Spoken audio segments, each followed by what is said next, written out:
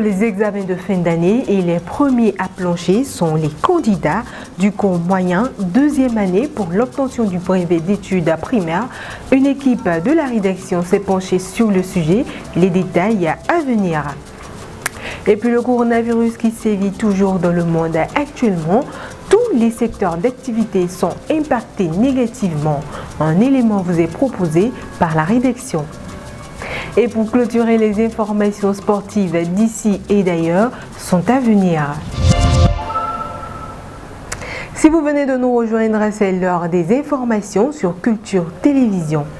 Démarrons par une brève, la Fédération nationale de théâtre, à travers son organe dirigeant, a procédé dans la journée du 30 juillet au lancement d'un atelier de formation à l'endroit de toute personne aspirant au métier des arts de scène. 10 hommes et 10 femmes seront retenus à cet atelier présidé par Pascal Wanou, l'ancien directeur du Festival international de théâtre du Bénin. Rappelons que la clôture du dépôt de dossier est prévue pour le 16 juillet 2020.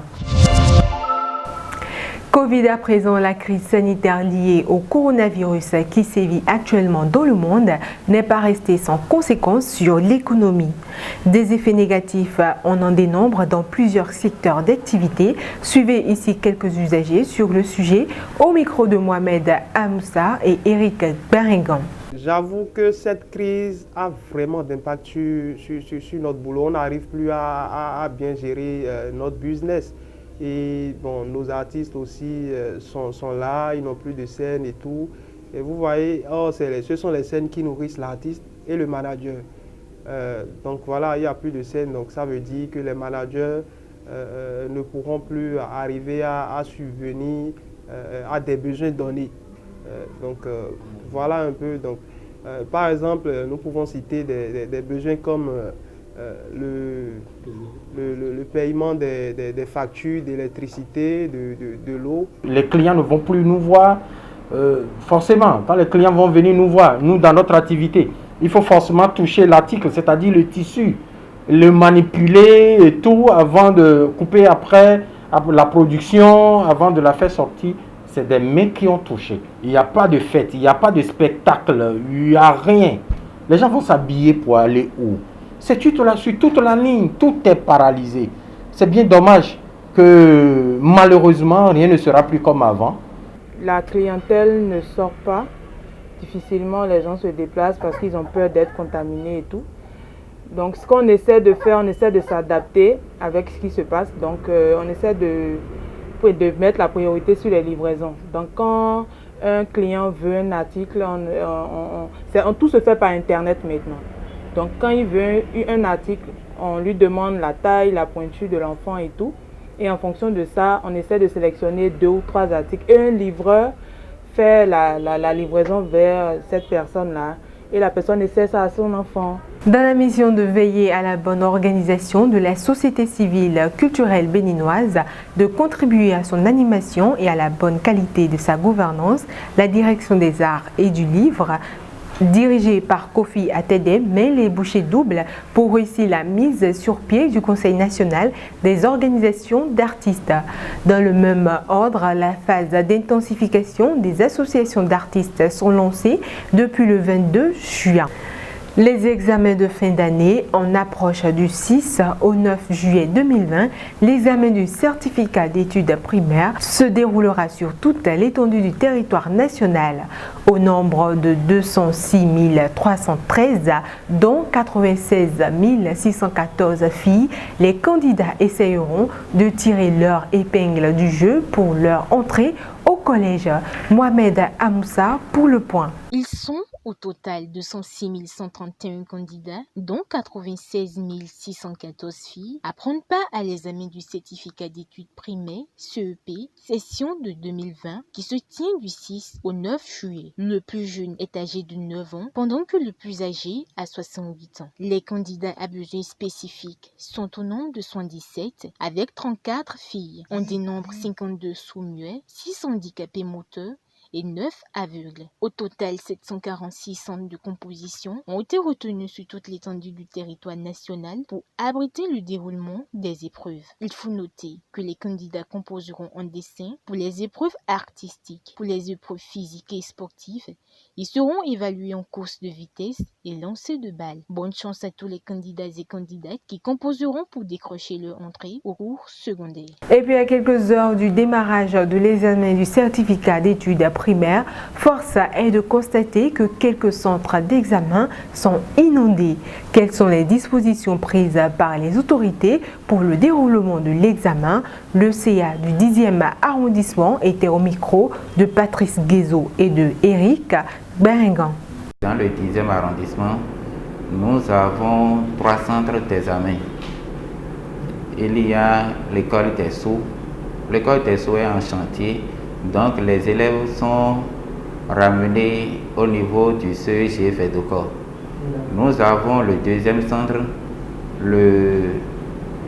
l'école de base de Vedocor 1. Et puis le 3e centre, l'école de base de Fifadji. Donc c'est les 3 centres qui abritent les examens du CEP dans notre arrondissement. Les dispositions prises par rapport aux inondations dans les écoles, d'où il est question d'un apport de sable pour remblayer ces centres-là, et aussi prévoir des dispositifs de lave-mains. Vous n'êtes pas sans savoir que nous sommes dans une période où le Covid-19 est en train de sévir, dont les dispositions sont en train d'être prises pour que à chaque centre, qu'on ait au moins quelques dispositifs pour permettre aux élèves de se laver les mains avant d'aller à leur classe d'examen. Et à l'international, le coronavirus continue à avoir des impacts négatifs. Au Cameroun, les centres de vaccination pour enfants sont totalement désertés, surtout dans la région du littoral à cause de la pandémie. Suivant.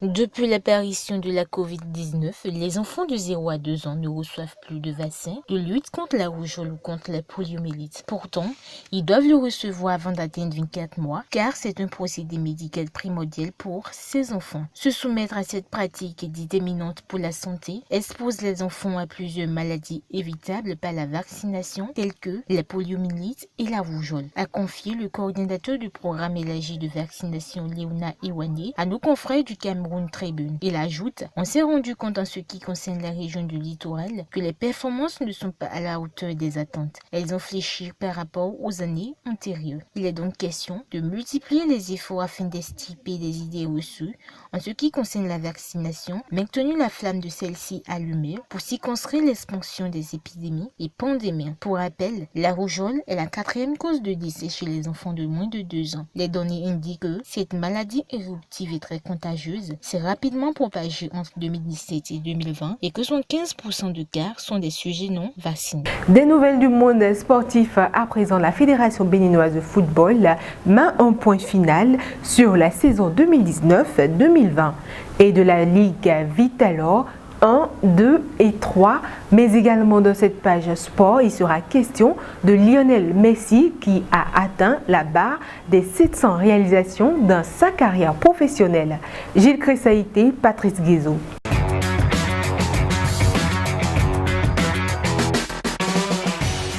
Après un long moment d'attente, la Fédération béninoise de football a finalement pris la décision qui porte sur l'annulation de la saison footballistique 2019-2020.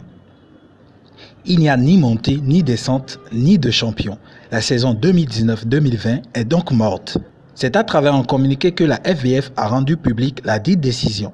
Réuni en web linéaire ce lundi, le comité exécutif a fait le constat que la situation ne s'est guère améliorée depuis leur dernière réunion. Au contraire, les cas de contamination évoluent de façon très inquiétante, d'où la nécessité de redoubler de vigilance. Sous d'autres cieux, les championnats continuent, ce qui a permis à la Pulga de s'inscrire une fois de plus dans l'annale du football. Le FC Barcelone a vécu une soirée contrastée ce mardi lors du choc de la 33e journée de Liga contre l'Atlético de Madrid. Lionel Messi a inscrit son 700e but en carrière, convertissant un penalty d'une délicieuse panenka. Ce 700e but, marqué après 630 matchs avec le Barça et 110 avec l'Argentine, permet aux joueurs d'accéder au cap rarement atteint dans l'histoire du football et rejoint ainsi des légendes comme les buteurs brésiliens Pelé et Romario ou encore le Hongrois Ferenc Puskás. Il est à rappeler que cette saison, l'Argentin domine le classement des meilleurs buteurs du championnat d'Espagne pour la 4e année consécutive avec 22 buts en 28 matchs contre 17 en 31 rencontres pour son premier poursuivant, Karim Benzema. Merci de votre aimable attention et observons les gestes barrières.